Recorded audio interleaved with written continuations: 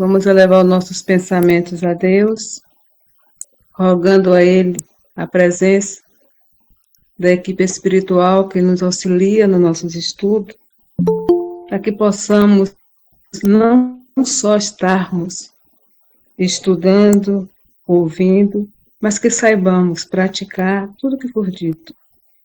Que possamos nos fortalecermos cada dia de nossos encontros, de nossos estudos, e assim sendo, demonstrando a Jesus a nossa gratidão por este momento, por essa assistência, nos melhorando cada dia de nossas vidas e auxiliando a cada um que se aproxime de nós, doando aquilo que Jesus nos doou e continua nos dando: amor, compreensão. Pai nosso, que estás no céu, santificado, Senhor, seja o vosso nome. Venha a nós o vosso reino, seja feita a vossa vontade, assim na terra como no céu. O pão nosso de cada dia dá-nos hoje. Perdoa as nossas ofensas, assim como perdoamos a quem nos tem ofendido. Não nos deixe cair em tentações, mas livra-nos, Senhor, de todo mal. Que assim seja. Assim sendo, damos início ao nosso estudo de hoje. Boa noite. Que assim seja. Boa noite. Boa noite, que assim seja. Vá, filha, boa sorte. Deixa eu desligar aqui. Tá desligado. E pra ver o grau?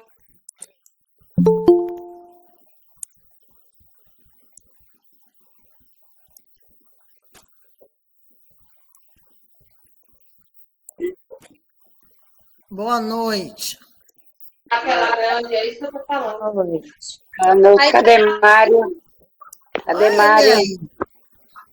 Tchau, Deus, obrigada pela carona e pela ajuda. Ele tá mudo.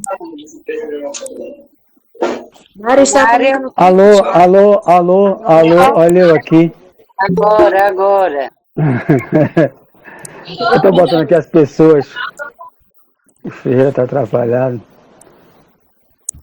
Vamos lá. Vocês estão me ouvindo? Não estou mudo. Não estou ouvindo? Estamos ouvindo, sim. Ele falou que estava mudo. Boa noite. Boa Boa, noite. deixa eu desligar os microfones.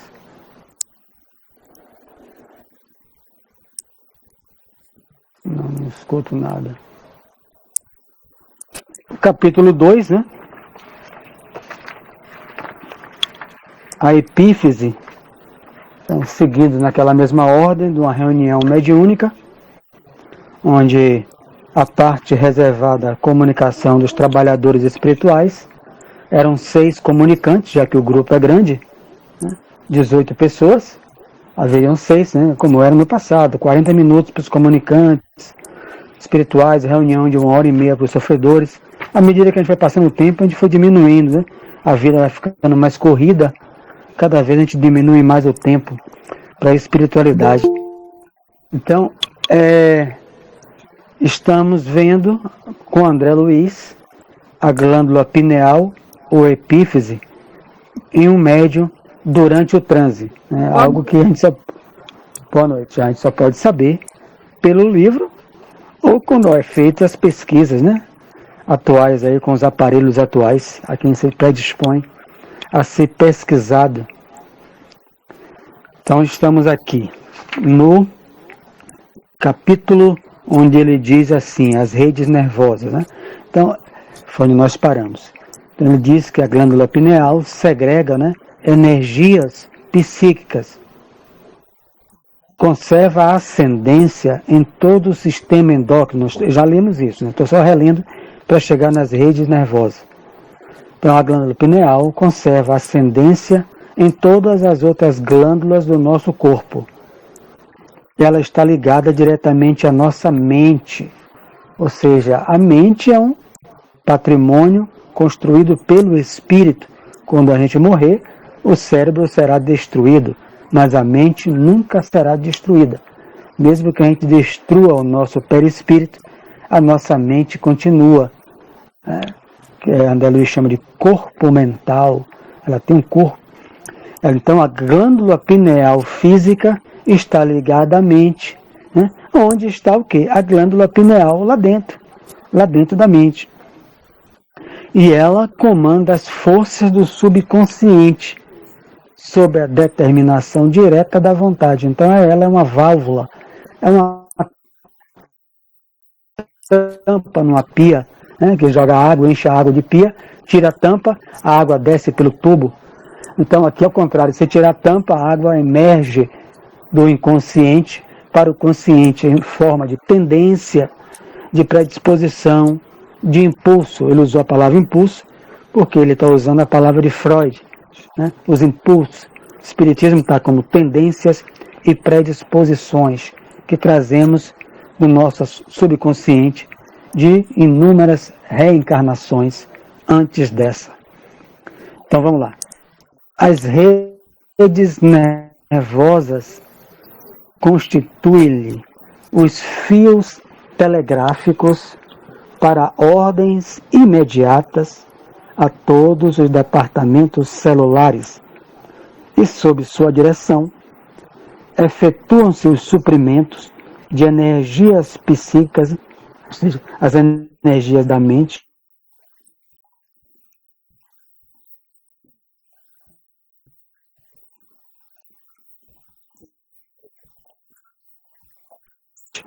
é por isso que o médium somatiza, né? Cada um com a sua característica, né? Não existe um médium igual ao outro.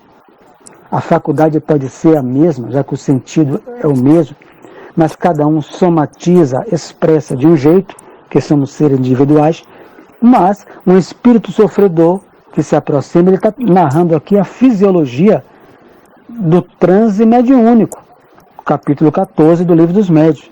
Então, o médium sente uma aproximação de um espírito através da sua mente, através depois do seu perispírito, que está interconectado com todas as células do organismo físico. Mas como é que vai fazer esse primeiro contato? Campo vital, ou duplo etérico, e a antena é a qual? A glândula pineal no corpo físico. Depois que passa pela mente do espírito, do médium, que é um ser encarnado, passa pela mente dele, pelo campo vital dele, é um degradê, né? É um degradê, uma estrutura mais próxima do corpo físico, é o campo vital, chamado pelos orientais de duplo etérico.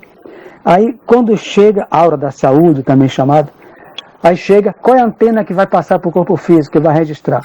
A glândula pineal. Ela registra e vai redistribuindo para todas as forças pela rede nervosa, sistema nervoso central e periférico, como fios telegráficos, né, que era a tecnologia ainda muito presente da telegrafia, para todos os órgãos, o órgão humano. Então tem médico que sente a dor, o frio na barriga, tem médico que vai sentir o coração saltando pela boca, a falta de ar, conforme a situação do espírito. Quando é um bom espírito, é sempre bem-estar, né? Um bom espírito traz sempre um bem-estar. Um espírito sofredor, aí depende do sofrimento dele e depende da faculdade, do grau de mediunidade, de profundidade do médium. Se for um médium mecânico, ele sente muito mais. Um médium consciente sente as emoções, o sofrimento. Outros sentem pouquíssimo. Aí, conforme cada um. Não existe uma regra para todo mundo igual. Então, manancial criador dos mais importantes, suas atribuições são extensas e fundamentais. Na qualidade de controladora do mundo emotivo, sua posição na experiência sexual é básica e absoluta. Então, perguntar aqui, às vezes, como é que a gente prejudica a glândula pineal? Bom, eu sou uma pessoa descontrolada emocionalmente. Se eu sou uma pessoa que não tem um controle emocional na minha existência, eu estou prejudicando, viciando, prejudicando, danificando minha glândula pineal.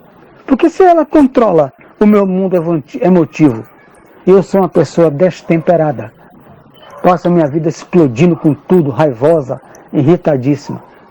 Bom, é esse olhar que a ciência ainda não tem, né? Ele está falando aqui, isso aqui a ciência não descobriu ainda, né? a ciência só descobriu que ela produz melatonina. O que André Luiz dizia que ela não era uma glândula morta, que a partir que ela deixa de velar pelo sexo, ela se fica lá como uma glândula morta. Mas a ciência, a partir de 1958, descobriu que ela produz melatonina. E foi Josi que falou, mas a pele também sente. Sim, a pele sente. Ok, a glândula pineal controla e manda para todos os departamentos das células, inclusive da pele.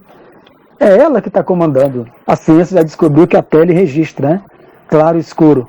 Mas quem está comandando, o que a ciência não sabe ainda, é a glândula pineal. Quando a gente fala, André Luiz fala em comandar, ela não tem cérebro, é uma glândula. Quem está comandando somos nós, o espírito, né? Mas como ele está estudando a glândula, ele está se direcionando para ela, né? A glândula não tem cérebro, né?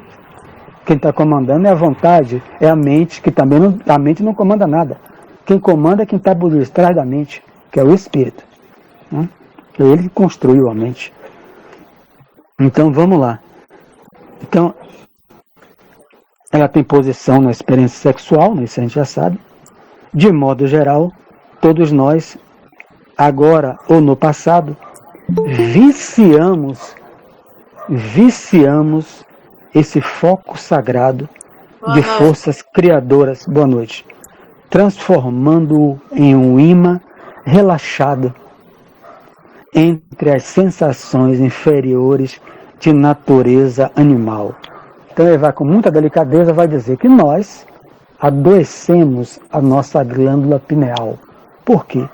Já que ela tem caráter básico na experiência sexual, básico e absoluto, né, como órgão do perispírito e no corpo físico, pelos nossos, né, nossa conduta sexual, não estou falando de vocês, não, estou falando nosso como humanidade, né, pela nossa conduta desleixada na área sexual, né, a gente utiliza sexo é vida, né, que é a propaganda da TV, né, quando o Emmanuel chama vida e sexo, né, vida, e sexo, pensamento e vida, né?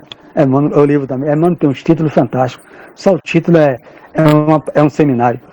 Primeiro é o que eu penso, a minha vida é o que eu penso, né? Então, a minha vida é a minha vida, o sexo vem depois, é uma das forças, não é para utilizar ele, é para utilizar ele com responsabilidade, não como lazer, né? Criando motéis, né, para áreas de lazer sexual, né? Então, viciamos esse foco sagrado de força criador, relaxou a glândula, um imã relaxado, que ele diz aqui, entre as sensações inferiores da natureza animal, né? Até os animais fazem sexo, mas fazem consciente, né? Consciente no sentido de reprodução, né? Não que eles tenham razão, fazem pelo instinto. Então muita gente, embora com a razão, é o que ele quer dizer, o ser humano detém a razão, mas age como um animal. Eu sou um animal sexual. Quantas vezes já ouvi isso, né? Entre a roda de amigos, era uma felicidade só, né? Nós somos animais sexuais. É o que ele está dizendo aqui, realmente são animal. Você age pelo instinto, só pelo prazer. Então, viciando a glândula pineal no perispírito, né? Em primeiro lugar, e no corpo físico. Quantas existências temos despendido na canalização de nossas possibilidades espirituais para os campos mais baixos do prazer materialista? Os espíritos, na hora que puxa a orelha mesmo, né? Então eu estou lendo isso aqui. Então ele está dizendo que uma pessoa que acha que sexo, viver é fazer sexo, ele vive como um animal, né? Vive nos campos mais baixos da busca do prazer da matéria, das sensações materiais. Quando ele chega no mundo espiritual, isso o enlouquece. Como é que ele vai se adaptar no nosso lar?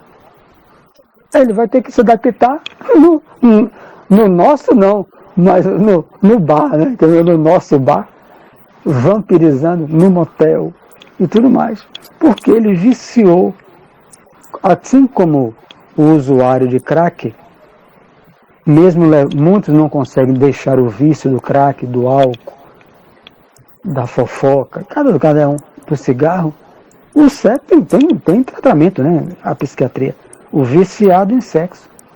Só que o viciado em sexo tem uma consequência que a psiquiatria não identificou. Ele está arrasando, destruindo a sua glândula pineal, né? O viciado no sexo. Então não está falando de uma existência só, uma encarnação só, né? São várias. Ele está dizendo que a gente vem nesse vício, nessa viciação, né? Porque o cigarro não tem tanto tempo assim, descoberto aí pelo português aí que levou para a rainha de Portugal, que tomava banhos, né, com a nicotina, depois colocaram na boca, né? Embora os índios já fumassem, mas não era aquilo na civilização. Enfim, o álcool também é antigo, mas o sexo, como está na própria Bíblia, é o mais antigo que existe, né? Desde o tempo de Adão e Eva, né? Se pegar ao pé da letra. Lamentavelmente, divorciados da lei do uso. Veja aqui, Ivonete, ele não fala de proibição. A lei do uso. Sexo é vida. Vida, não. Vida e sexo. Que uso você faz? Que uso eu faço das minhas energias sexuais? Que são da mente, já que a ciência já sabe hoje em dia. Sexo é mental. Se eu sou viciado, eu vou danificar minha mente. Minha mente. Então, você pega o livro Memória dos Suicidas. Onde é que estão os loucos na área sexual? Isolados. Porque se sair, eles ficam agarrando os outros. Está lá no livro Memória dos Suicidas. Enlouquecidos pela área sexual.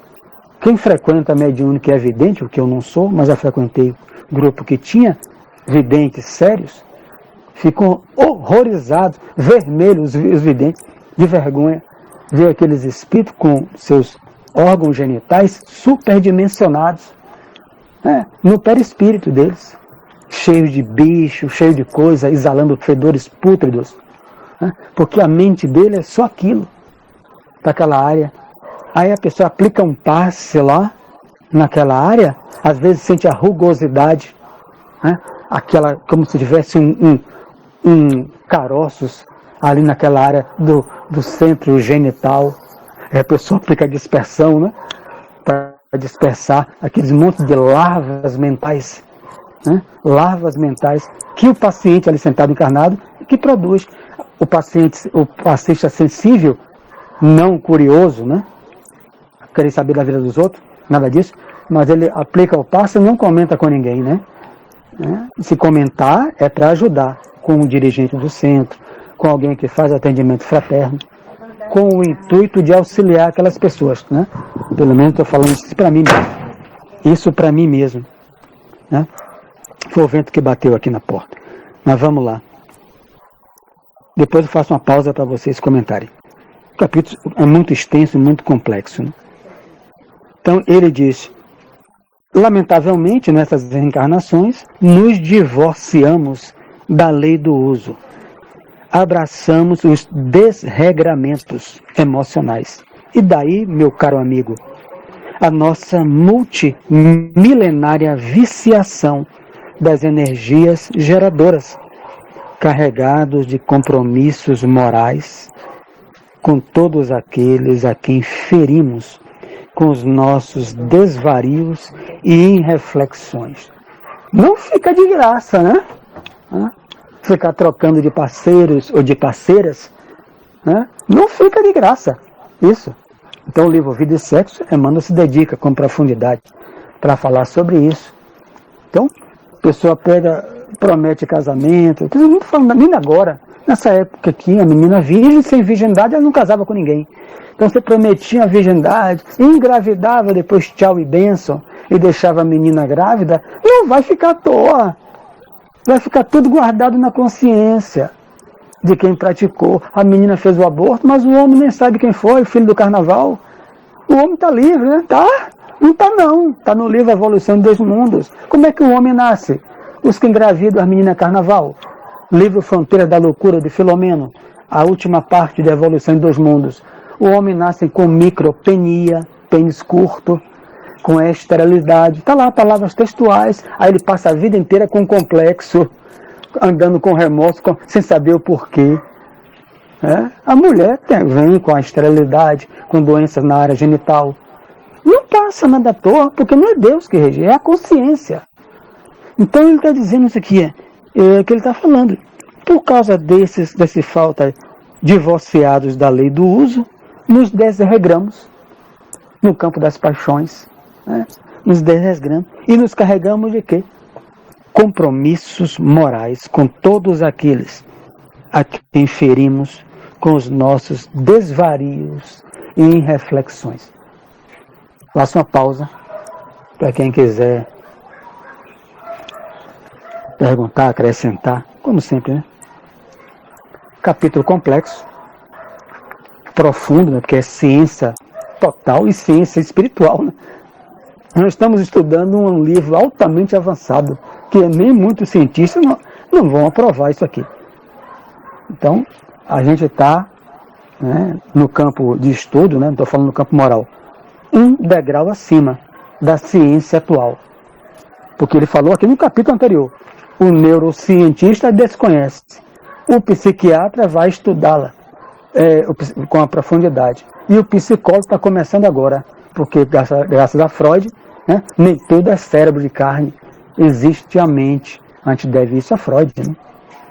E está onde a mente? Muita gente nem acredita na psicologia. Muito psiquiatra acha que isso é balela, tudo é do cérebro. Porque a mente não dá para ver, abre a cabeça não dá para ver a mente. O cara é tão materialista que ele só vê o cérebro. A gente está estudando e vai ajudar a eles. É essa a proposta do Espírito, a gente já viu aqui. Mas não é só agora, aqui a gente é aprendiz, né? Mas no futuro das nossas reencarnações, nós seremos salpicados na humanidade para ajudar. Josi, vai lá para o Japão. Ivonete, você vai para o interior de Sergipe. Sérgio, vai lá para Pernambuco. Jailson, cada um para um lugar. Ajudando, indo e voltando. Né? Ajudando. Então vamos lá. Ele está chamando a gente a atenção sobre isso. Do lastimável menosprezo a esse potencial sagrado, decorrem os dolorosos fenômenos da hereditariedade fisiológica, que deveria constituir invariavelmente um quadro de aquisições abençoadas e puras. Aquilo que eu falei, né, sobre a influenciação, né, nos gametas, espermatozoide e o óvulo do reencarnante, do pai e da mãe, né? Que às vezes não quer ter o filho, fica praguejando, tomara que morra, da influenciação que vai no campo emocional daquele espírito, né? Divaldo atende uma dessas, né? Porque o casal queria ter um filho homem e o feto ouvindo. A mulher queria ter um filho homem e o feto ouvindo. O feto é o espírito, né? Espírito, me corrijo, ouvindo. E quando ela nasceu, nem mamar ela queria da mãe, ela odiava a mãe. Ela foi tratamento em Divaldo Franco. Ela era ateia. Divaldo orientou a conversar com a criança no sono, porque senão a criança estava debilitada, ela detestava, vai crescendo 1 ano, 2 anos, detestando a mãe. Até que Joana explica. Ela fala que queria um filho, homem, não feminino. O espírito ouviu. Então tudo influencia na hereditariedade fisiológica, no quadro de aquisições. A casal, às vezes, a pessoa que toma a medicação abortiva não consegue abortar. Quem faz tudo isso aí, né, já sabe que vai entrar no campo de provas, né, de lei de causas e expiações, né? Compreendendo que o amor cobre uma multidão de pecados, né? Diga, Carmen. Boa noite. Em relação a essa questão da população, ela já tem um certo tempo que está diminuindo bastante. Não vou nem me referir à população europeia, estou falando do Brasil, que eu tenho algumas colegas que trabalham com índices de natalidade e elas estão sempre colocando que está diminuindo muito, mas muito mesmo, o número da população. E aí eu analiso até mesmo no meio assim de colegas minha, né, de trabalho, que está chegando agora. Quase ninguém quer filho mais. E as minhas colegas que já têm um pouco de idade, a maioria também não tiveram filho e nem querem filhos. E as que estão chegando agora, tirando as adolescentes, que às vezes por um ato impensado, né? No caso, nossas alunas, que eu até comentei isso com uma colega que trabalha com censo, da área de geografia, e ela aí diz que mesmo essas meninas que engravidam, não é o suficiente para garantir ainda essa população, porque o número ainda é pequeno. Então, resumindo, a gente tem hoje um número cada vez menor de nascimento. E isso aí pode impactar seriamente com a questão da reencarnação, que cada vez mais vai diminuir a chance para muitos espíritos virem para resgatar. Agora, pegando isso aí, né, que ele está descrevendo um campo científico, né, da glândula pineal, né, mas trazendo isso, como ele mesmo falou, para a área de um médium, está analisando um médium em transe. Né, e aí começa a descrever essa glândula. Aí, por que ele está dizendo isso? Com todo respeito aqui de 1945 a todos os leitores, né, o cuidado que esses espíritos têm. Esse rapaz aqui, a gente vai ver mais no capítulo de desenvolvimento, que é um centro, né? Vai ter o dia do desenvolvimento, aqui é um grupo já de médios, mas vai ter o grupo de desenvolvimento, que também são 18. Então, o que ele está dizendo, antecipando para a gente? Se eu sou um espírita, integro um grupo mediúnico, e estou com minha vida sexual desregrada, porque você não, ninguém aqui, eu sou espírita, a gente vai ser presente, né? Ninguém vai ficar vigiando minha vida lá fora do centro. Nem eu vigiar a vida de ninguém. Ninguém é dado a isso, guia nenhum orienta isso. Nem a gente, como é que a gente vai ficar olhando uma vida dos outros? Tem que olhar a minha. Então, se eu tenho uma vida sexual desregrada, e ninguém sabe, né? É claro que os guias sabem, mas Carmen, Jôs, ninguém sabe. Aqui, eles estão olhando minha mente, aquilo ali, né? Eu estou danificando minha área primeira de antena psíquica. Ou seja, como é chamado por André Luiz, a glândula da mediunidade, ele resume mais ou menos assim. Entendi. A glândula da mediunidade, a glândula física da mediunidade. Né? A mediunidade é do espírito, é um sentido do espírito, que se radica no organismo perispiritual e físico. Físico, qual físico que registra primeiro? Glândula pineal. E depois ela espraia para todos os centros endócrinos e vai pelo sistema nervoso, o sistema hemático, o sangue, vai para todo o corpo. Então, se eu tenho uma vida sexual desregrada,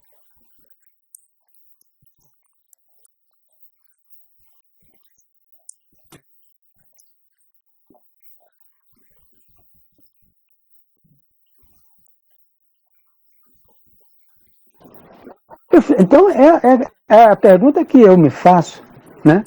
Porque ele não se, é a pergunta que a gente se faz. Porque se ela é a antena, Carmen, que registra, eu peguei a antena, estou enferrujando ela, estou agregando de impurezas. Como é que ela vai registrar o sinal, que é o pensamento do comunicante? Né? Ela vai pegar, vai, mas vai filtrar isso como? Com as minhas impurezas, né? Então, imagine um espírito ligado ao sexo. Ele é trazido ao centro para que ele receba no campo vital do pretérito energias melhoradas, como você tem o exemplo com Carmen, está buscando o esforço de transformação moral. Aí o guia traz para mim um espírito vampirizador sexual. Esses que nem saem do motel. Divaldo cita muito quando vê na porta a multidão e os que perderam o corpo.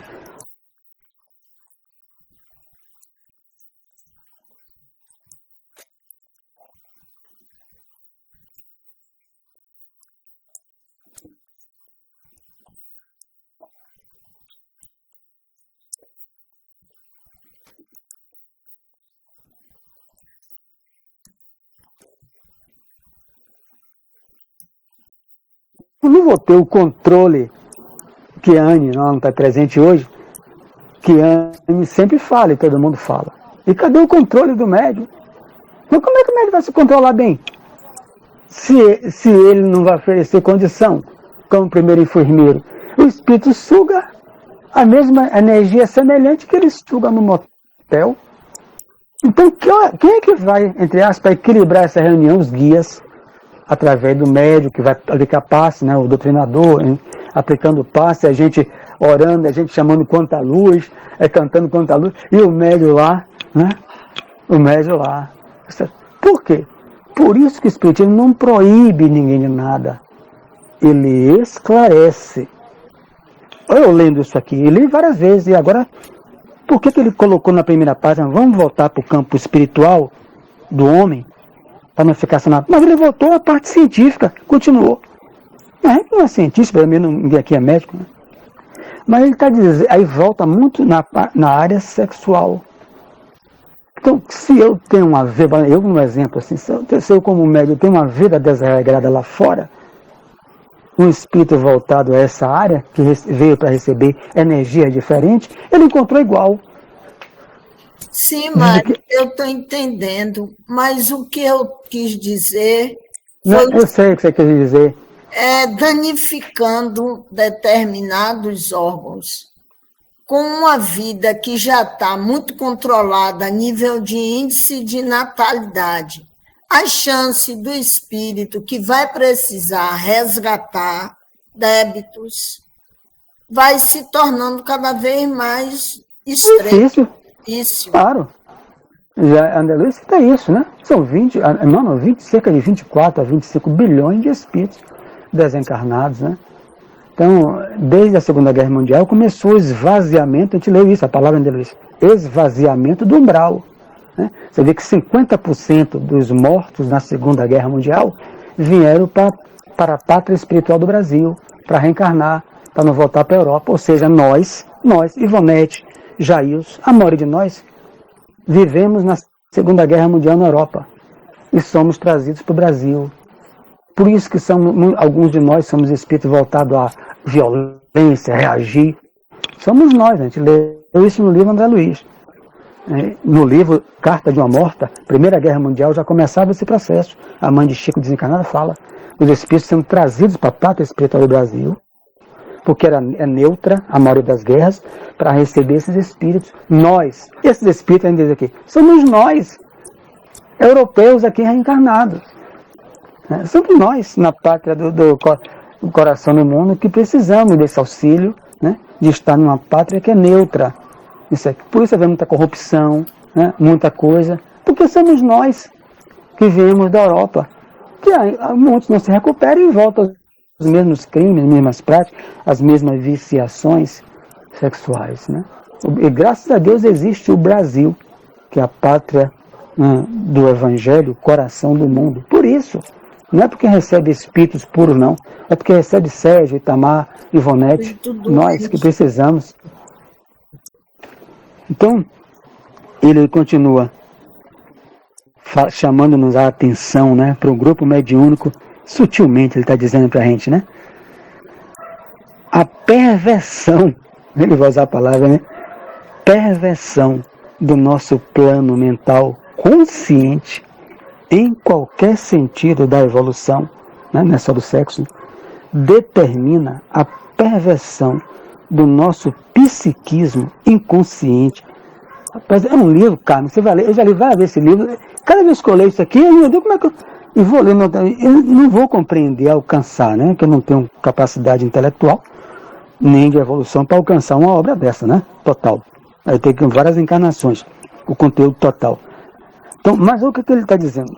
A perversão do nosso plano mental consciente, em qualquer sentido da evolução. Olha para mim, ó, aquele que está de gravata, metendo a mão no erário público, já que é em qualquer sentido da evolução, né, para tirar o dinheiro da merenda escolar, os 10% da construtora para o meu bolso, né?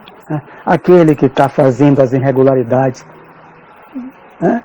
Compra na loja e não paga, vai fazendo tudo isso aí, isso vai pervertindo a nossa campo mental. E quem é a primeira glândula a ser atingida? A pineal. Ou seja, age de uma maneira consciente, sozinho ou em grupo, né? Para ter vantagem, né? Para conseguir o que quer, o desejo. Aquilo vai acumulando aonde, Carmen? Ó, no inconsciente. Vai descendo para o inconsciente e guardando na memória. Para o resgate futuro. Para o resgate. Quer dizer, determina a perversão, né, que é o dano, no psiquismo, que é a mente, inconsciente, encarregado da execução dos desejos e ordenações mais íntimas, na esfera das operações automáticas. Onde é que ele vai explicar isso? Um livro todo para explicar isso aqui. No mundo maior, que ele trabalha a mente, o id, o ego e o superego. Que ele chama de consciente, inconsciente e superconsciente. Um livro inteiro. A gente vai estudar, se Deus permitir. No mundo maior, ele só estuda o cérebro e a mente. Todo ele. Para quem tiver fôlego de alcançar. É o que ele está dizendo aqui. Por quê? Ele está dizendo, o inconsciente, quem identificou Freud? O inconsciente é resultado dos impulsos, dos desejos. Mesmo que a gente que não seja psicólogo, se o Washington estivesse aqui, nos ajudaria com um tema só para isso. Mas qualquer pessoa sabe, o meu desejo veio do inconsciente, do subconsciente. O sexual foi o que Freud identificou. E Jung veio depois. Falei Washington porque ele é psicólogo junguiano. Então, o desejo. Então, é isso que o Espiritismo chama de tendência e predisposição. Então, as meninas cercando o sobrinho, as crianças cercando o sobrinho de Ivonete, essas meninas danificaram a sua glândula pineal em existências passadas, né? E aquilo se acumularam no psiquismo inconsciente delas, que é encarregado da execução dos desejos e das ordens mais íntimas, na esfera das operações automáticas. Então, o desejo veio automático. Desejou o sobrinho de Ivonete. Por quê? Mas como é que pode uma criança? Mas aquilo está tão presente no inconsciente que ela não consegue compreender. Do seu neto. Então, está aquilo lá. O Espiritismo resume isso porque ela traz as tendências e as predisposições nessa área. O que é que cabe a mamãe delas e papai? Corrigir. Mamãe e papai dessas meninas tem que corrigi-las, né? Não é com pancada, mas corrigir elas com amor, né? Não dizer que isso não está certo, né? Mas é criança, pô. Mas os pais estão fazendo o quê? Pintando as meninas todas e botando para encostar na parede e dançar pagode. Como eu via na escola, e o menino ia para trás e botava nas paredes com a revista pornô na parede, que eu tinha que tirar a revista e levar ele para a secretaria, o pai deles, ele com 11 anos, com o outro lá. E as meninas com a mão na parede, quebrando paredão, e ele com as coisas lá atrás das meninas. Quer dizer, papai e mamãe da onde? Não pode trazer responsabilidade para a criança só. Então Ivonete chama o neto dela, tá certa. E papai e mamãe das meninas? Mas talvez esteja só nisso, ó, no celular e querendo ganhar dinheiro. Ou olhando a vida dos outros pelo celular. Ô, Mário, você falou isso agora, eu lembrei. Sábado passado eu estava em Salvador. Aí eu estava dentro de casa. Tem uma vizinha lá que tem um menino, ele deve ter uns 15, 16 anos. Que eu vi pequeno. Ele sempre passa com a menina nova, deve ter uns 13, 14 anos. Essa menina vai direto, fica na casa dele. Aí eu olho assim e digo, mas a mulher é coisa mais linda. Aí nesse dia, no sábado passado, 8 dias da manhã, eu estava em casa, daqui a pouco eu estou ouvindo assim, uns estalos. Eu, dentro de casa, eles assim do lado. Aí a menina começou a chorar, o menino batendo. Eu digo, meu Deus do céu, é a vontade que me deu de sair. Quase que eu saí, eu digo, não, eu não vou sair, de perdão a Deus. Hoje em dia, do jeito que o menino está, eu disse que ele não está direito. Eu digo, olha, a mãe dela, infelizmente, a mãe dela sabe que ela não está dentro de casa. E eu não sei nem quem é a mãe. E era aquela coisa, mesmo que eu conhecesse, eu não sei que tipo de pessoa é essa, não ia até me entregar, né? Mas me deu aquela dor, eu botei a televisão no volume, que eu não vi nada. E ela quer dizer, eu quero ir embora, eu quero ir embora. E ele obrigando, eu sei que ele saiu com ela, foi para casa da mãe dele. Aí, Nessas coisas, como é que uma mãe faça sempre uma prece. Foi. Eu digo, meu Deus, eu não posso sair. Me deu vontade de sair para arrancar nada da mão dele e conversar. Porque é um menino que eu vi ele pequeno, ele me respeita, mas de repente eu não sei. Porque ele disse que não está sendo um menino correto. Aí eu disse, olha, para eu não criar problema para mim, e hoje em dia, infelizmente, a pessoa quer ajudar, faça mas sempre nisso aí uma prece, no seu silêncio, já que você não vai, leia uma página do Evangelho, bote um silêncio, faça, com certeza, faça seu guia, né? Faça a Jesus, mas conforme eu nervoso de estar ouvindo, porque se eu continuasse ouvindo, eu ia sair. Eu digo, mas se eu sair, eu posso me complicar, porque ele está bem danadinho, viu? Aí eu digo, aí não vale a pena não. E não sei o nome dela, depois eu vou até procurar saber, para ver se eu faço um trabalho de oração, para ver se eu desvencilha dele. Bota o nome no grupo.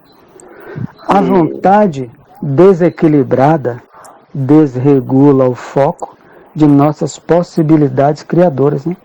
Ou seja, tudo o que ele está falando, todas isso terá consequência. A primeira a receber o impacto, a bomba, é a glândula pineal. Então, uma vontade, né? Seja ela do sexo, que ele está citando muito, do furto, da maledicência, das viciações físicas, que é a vontade desequilibrada, vai desregulando, né? As possibilidades. Daí procede a necessidade de regras morais. É isso que o Ivonete falou. Que as meninas com o neto dela, elas precisam de quê aqui, Ivonete? Regras morais. O que é regra? Conjunto de bem proceder. Bem proceder, né? As regras, né? Conjunto de bem proceder. Né? Regras morais. A ética estuda a regra, para ver se aquelas regras são éticas.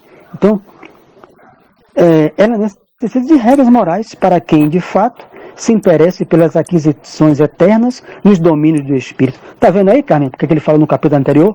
A gente vai estudar ciência, mas voltada para o estudo da vida espiritual do homem. Por que ele está dizendo para mim, como integrante da mediúnica? Você não pode separar as coisas. Né? Sua vida lá fora é desregrada. Você tem uma vida irregular na área sexual, na área da maledicência, bebedeiras, traições, adultérios, desvios de conduta, né? Financeira com os outros, enfim. E que dentro quer receber bezerra? Aí me poupe, né? Sua antena está toda enferrujada, meu filho. Toda desatada, desregulada, toda metralhada. Se ele fosse daqui do pagode da Bahia, ele quer dizer isso aqui. Olha, Josi, sua antena está metralhada. Quem metralhou foi você. Aqui que ele está dizendo. Você tem regras, meu filho, morais, né? Regras morais, você respeita o próximo, né? Não é que você pode ficar trocando de parceiro assim. Você está respeitando você mesmo, seu organismo. Você fica até tarde, noitadas. Carnaval era um dia, agora é 8, 12. Você está respeitando está tendo regras morais ao seu próprio corpo, o respeito que você deve às suas energias. Diga, Josi. Boa noite a todos. Boa. O melhor do que se falar é exemplificar, né? E você se torna um exemplo. A base se fortalece de tal forma que vai chegar às tentações, porém, não vai ser aderida. Então, a melhor forma é você exemplificar. Puxar o filho e dizer, o caminho certo é esse. Você pode ir por esse, mas vai quebrar a cara. Você tem o seu livre-arbítrio, as suas escolhas. Porém, você está consciente de que você está errando e sabe que está errando. Isso é correto? Não. Então, vai se quiser. Eu era muito taxativa nisso com meus filhos. Sabe? Uma certa vez, mas eu saí, fui trabalhar. trabalhar, antes de trabalhar eu falei de manhã cedo, no café, pro meu filho assim, Breno, quando eu chegar, eu quero conversar com você. E a subida da minha casa tem umas escadas e fico roda a casa, na lateral. E aí eu tava subindo para pegar o carro, e ele chegou do rol e fez, minha mãe? Eu disse, oi. Não quer me bater, não? Eu disse, não. Porque você vai apanhar, vai doer, vai passar. Mas o que eu tenho que te dizer, você vai levar pro resto da tua vida. Ok? Ele, ok. Nunca bati, Sérgio. Nunca levantei a mão para meus filhos. Porém, quando sentava para conversar com eles, botava eles para chorar. Porque também nunca neguei. Se não tem feijão hoje, olhe, não deu para comprar feijão hoje, porque o dinheiro é escasso. Não deu para comprar roupa no final de ano, olhe, não deu para comprar roupa, porque eu tô sem dinheiro. Aquilo que você quer, não deu para comprar, porque ou eu compro o que você quer, ou eu compro comida para dentro de casa. Mas os pais hoje não fazem isso, Mário. Você aperta todos, bota no cartão 50, 30 vezes, mas compra. O menino merece. E por que antigamente a gente não merecia? Ninguém morreu. Ninguém achou que o pai era ruim. Certo? E a base, eu vou te dizer, meu pai batia na gente. E batia de deixar a gente toda roxa. Sabe por quê? Porque às vezes a gente esquecia de botar comida pro cachorro. Era a época, né? Era a época, ninguém estava censurando. Aí você pergunta assim, você deixou de amar seu pai? É isso. Não deixei de amar meu pai. Mas hoje eu tenho o maior respeito pelos animais. Hoje, se eu puder pegar água, levar e ir botando nas vasilhinhas para eles beber, eu faço isso. Se eu puder pegar, cuidar, eu cuido. Foi devido às porradas que ele me deu, não. Eu poderia desenvolver uma raiva pelos bichos. Não é isso? É isso. Mas é a opção, Mário. Exemplo. Porque ele me batia, porque ele amava os animais. Ele não queria que a gente maltratasse. Mesmo que fosse inconsciente. Mas a linguagem que ele sabia, na verdade, era esse. Era de bater. Não era a de época, conversa. né? Era a época, era a cultura da época. Mas, hoje em dia, tem palavras, como diz meu filho, tem palavra, mãe, que a senhora fala que é pior do que uma porrada. E aí? É isso aí, José. Não é isso? Então, eu acho assim, muitas vezes pode dizer assim, não tem nada a ver com a Grande Pelé. Tem sim. Tem.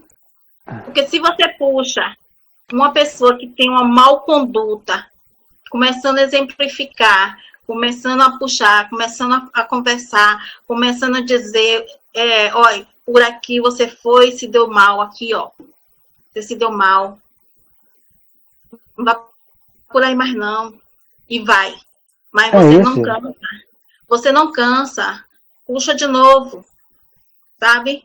Porque tem uma parte no nosso lar, desculpa, ele diz assim, André, quando chega a caravana dos necessitados, né? Ele fala assim, olhei essa imagem e me vi em outra vida, em outro desencarne, essa imagem sendo eu acolhido. Então, quando a gente faz essas coisas, a gente se vê na imagem da pessoa que ainda está no aprendizado, que ainda não tem consciência dessas coisas. Ou seja, como você falou, como as regras. Que essa regra é que faz a formação do nosso caráter. É isso aí. Desculpa aí, Márcio. Não, tudo bem, está ótimo. Aqui é um curso, é um estudo onde todos nós aprendemos, principalmente eu. Ivan levantou a mão, Ivan gosta muito de regra, né? Então, eu acho que ficou muito interessante isso aqui, que Ivan quer falar. Necessidade de regras morais. Ele está falando para mim e para vocês. Diga, Ivan, você levantou a mão, depois você sumiu. Sérgio, Ivan, eu cheguei, levantou a mão primeiro, depois a Jailson. eu cheguei agora, né? Aí já peguei já pelo meio. Eu estava no outro estudo. Olha, o que nós precisamos observar atentamente é que as gerações são diferentes.